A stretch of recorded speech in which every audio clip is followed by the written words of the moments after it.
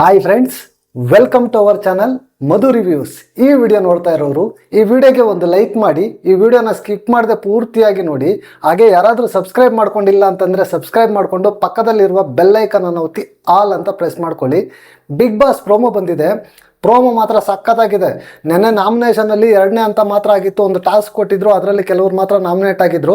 ಆದರೆ ಇವಾಗ ರಿವರ್ಸ್ ಕೊಟ್ಟಿದ್ದಾರೆ ಟಾಸ್ಕ್. ಏನು ಅಂತಂದರೆ ನಾಮಿನೇಷನಲ್ಲಿ ಇರೋರು ನಾಮಿನೇಷನ್ನಿಂದ ಪಾರಾಗೋದಕ್ಕೋಸ್ಕರ ಒಂದು ಟಾಸ್ಕ್ ಕೊಟ್ಟಿದ್ದಾರೆ.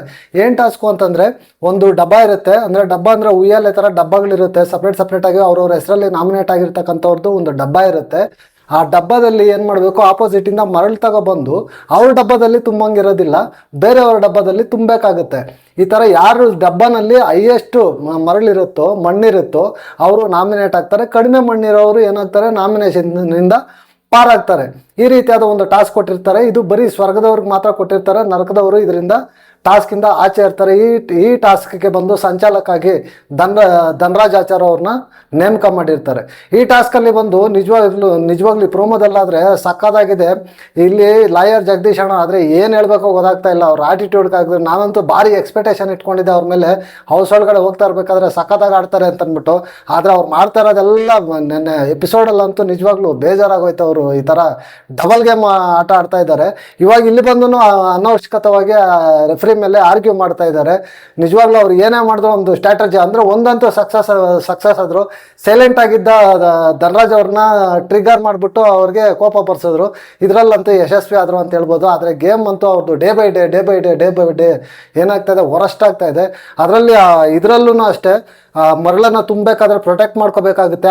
ಇದರಲ್ಲಿ ಗೀತಾ ಮತ್ತು ಯಮುನಾ ಅವರು ಹೋಗ್ಬಿಟ್ಟು ಜಗದೀಶ್ ಅವರ ಇದರಲ್ಲಿ ಡಬ್ಬದಲ್ಲಿ ಮಣ್ಣನ್ನು ಹಾಕ್ತಾ ಇರ್ತಾರೆ. ಇದರಲ್ಲಿ ಹೋಗ್ಬಿಟ್ಟು ಏನು ಮಾಡ್ತಾರೆ, ಅವರು ಪುಷ್ ಮಾಡ್ತಾರೆ. ಅವರು ಇಂಟೆನ್ಷನಲ್ಲಿ ಮಾಡ್ತಾರೋ ಅನ್ಇಂಟೆನ್ಷನಲ್ಲಿ ಮಾಡ್ತಾರೋ ಗೊತ್ತಿಲ್ಲ, ಆದರೆ ಟಚ್ ಆಗುತ್ತೆ.